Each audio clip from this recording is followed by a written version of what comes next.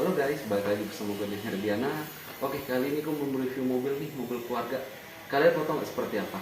Ikutin gue ya.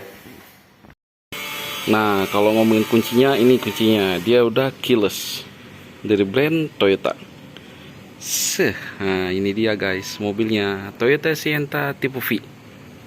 Kok kelihatan dari samping sih, mobil keluarga banget ya. Udah ada sliding door juga. Udah kelihatan oke lah.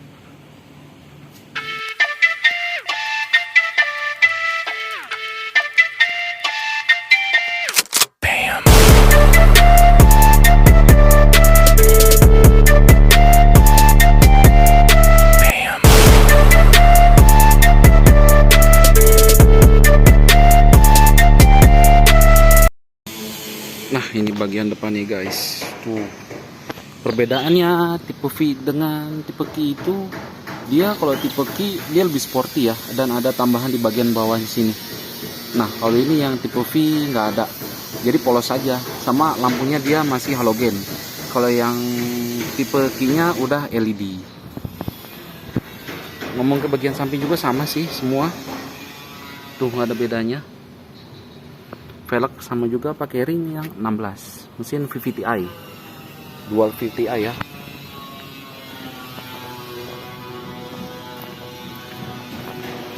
Kalau nggak dari samping kiri sih bagus ya, nggak kaku gitu mobilnya, lekukannya pas banget tuh.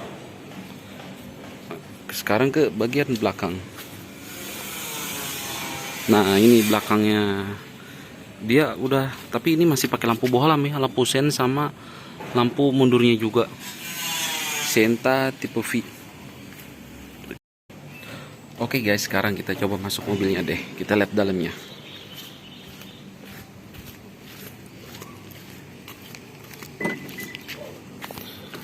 Oke, sekarang kita sudah ada di dalamnya. Untuk bagian dalam sendiri ya, untuk varian yang ini, dia joknya masih fabric ya, belum kulit. Ini juga masih, ini tipe keras nih. Ini masih keras, belum soft touch ya di bagian-bagian sini. Dan ini ada boxnya, ada dua, yang di atas sama yang di bawah. Ini dipencet aja. Nah ada dua. Jadi kalian untuk menyimpan makanan di satu pun menyimpan barang-barang yang lainnya, ada dua box. Ditambah di situ ada botol minuman juga, ada bagian kanan dan kirinya. Ini kanan tuh kirinya.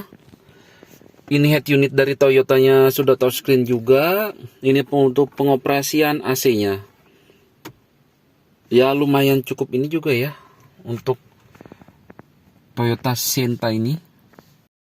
Di sini ada penunjuknya, ini speedometernya. Nah, ini RPM-nya.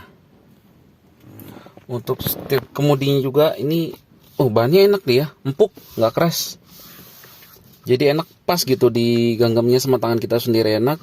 Sama ini ada pengaturan kontrol dari si head unit sendiri. Jadi nggak terlalu ribet sih, misalkan kalian mau nambah volume atau mau ganti channel radio, tinggal dari sini aja sih. Ada modenya juga jadi enak. Sama ini untuk yang buka pintu belakang. Nah, ini ada tombolnya, bisa di on offin ya.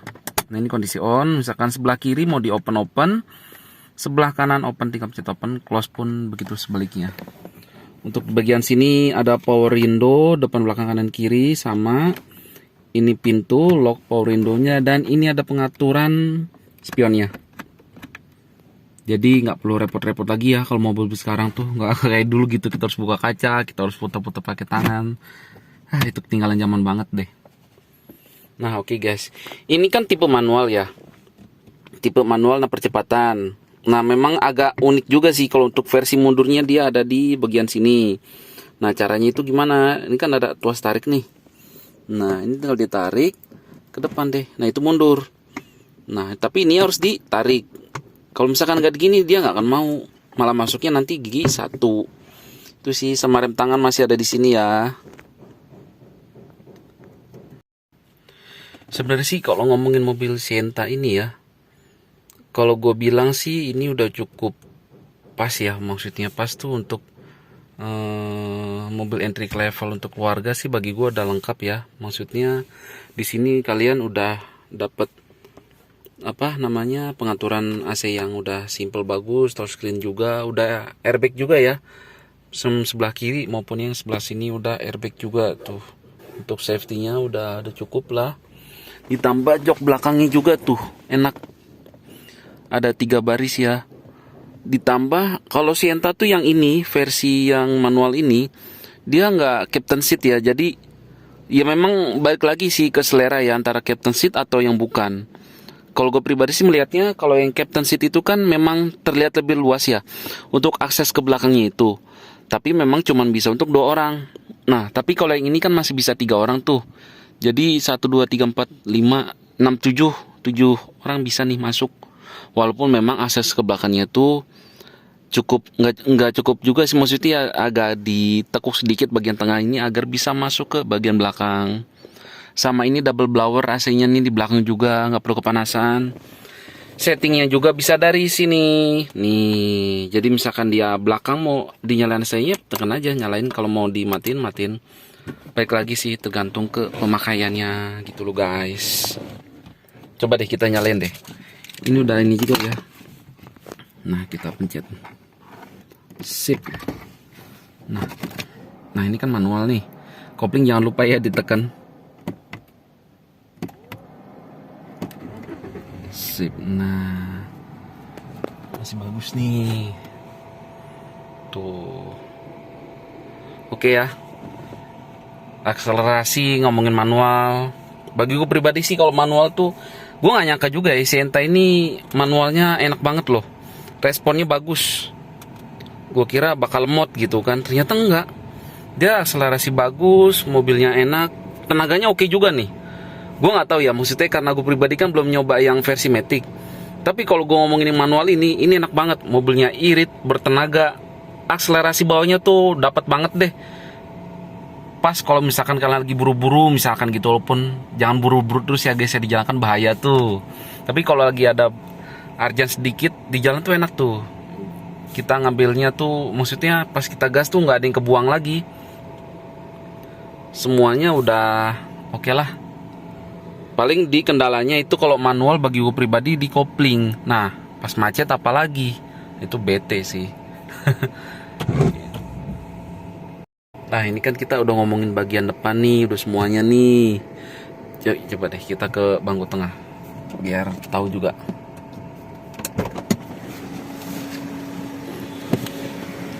Oke, kita ke tengah.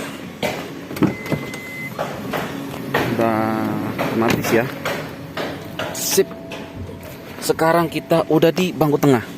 Nah, dari depan bisa tuh kalau kalian ada driver, tolong tutupin bisa, cuman karena ini di sini gue simple tuh. Udah deh nutup. Berguna ya double blower di belakang tuh, jadi di bagian belakang tuh nggak gerah. Nah, ini gue maksud guys. Di sini tuh luas banget. Kalau captain seat nggak bisa begini nih. Cuman memang kalau untuk dilihat lebih bagus ya, bagus kelihatan captain seat sih. Cuman kalau misalkan joknya nyatu kayak gini, itu kita kelihatannya jadi lega aja, enak gitu. Ya gimana sih, mobil keluarga kan kita butuh yang nyaman, yang besar, utamakan kabinnya itu. Ini bagus, nyaman banget bagi gue pribadi sih ya. Ditambah lagi tenaganya oke nih.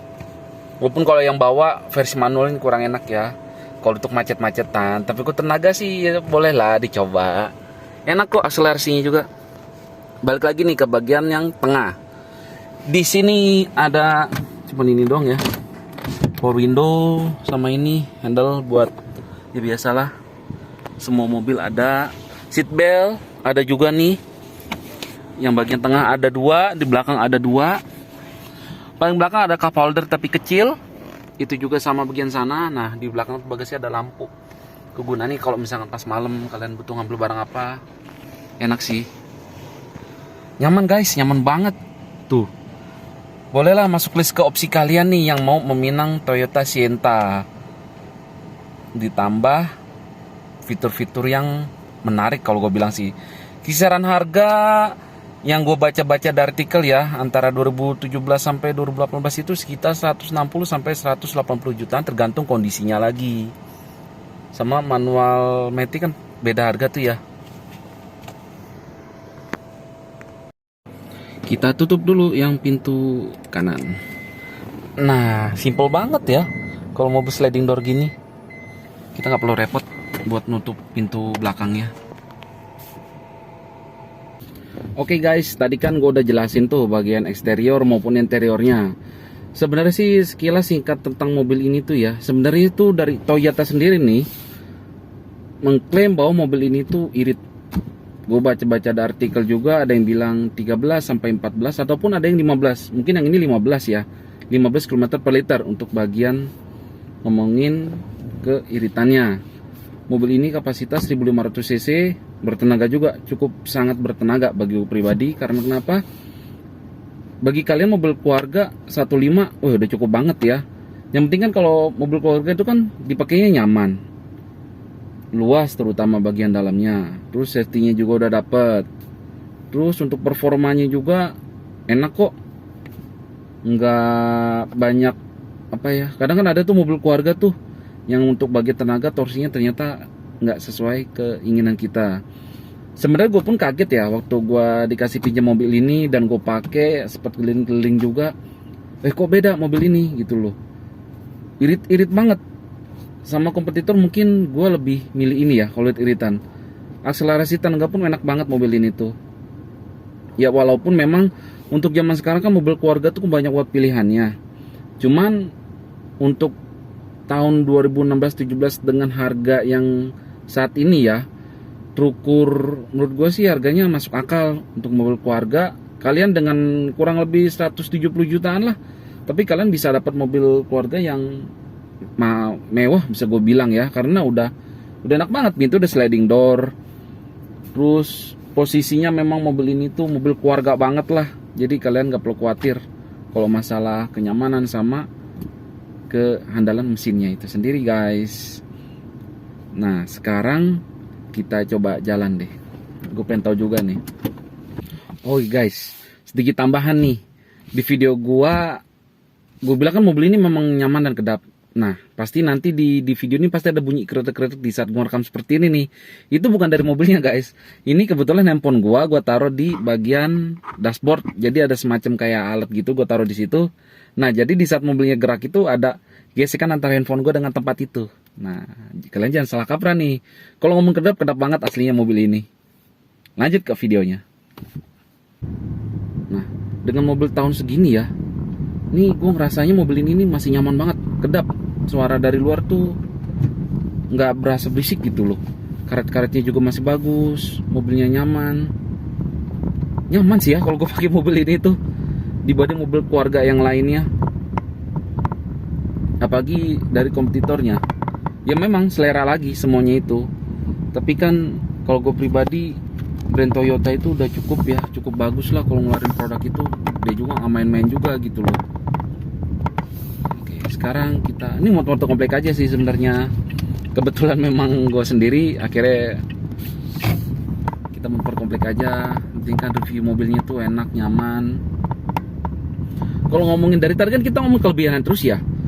Kalau ngomongin minusnya, jujur gue pun kalau ngomongin minus ya, apa ya? Kalau dibanding kompetitor bagi gue ini nggak ada minus ya. Soalnya kenapa? Bahan bakar irit. Terus mobilnya bertenaga, enak dipakainya juga. Untuk pakaian sehari-hari juga gue nggak khawatir karena memang irit mobil ini. Tuh, jadi ada jalan-jalan yang agak nyaman aja sih gue pakai di dalam tuh, nggak ada berisik sama sekali. Kan ada jalan tuh yang gelombang-gelombang gitu loh. Tapi enggak, ini nyaman aja. Ditambah udah AC-nya juga udah digital semua, jadi kita nggak usah puter-puter kayak kompor gas gitu. Ini kalian tinggal pencet-pencet aja. Kalau bagian belakang udah double blower, jadi kalian nggak usah kegerahan tuh. Kan ada juga kan mobil keluarga yang AC-nya cuma di depan. Jadi apalagi pas siang-siang tuh masuk mobil AC baru nyala, wih yang belakang tuh berasa panasnya tuh. Bagian depan enggak sih, aman karena AC-nya ada selalu di mana-mana.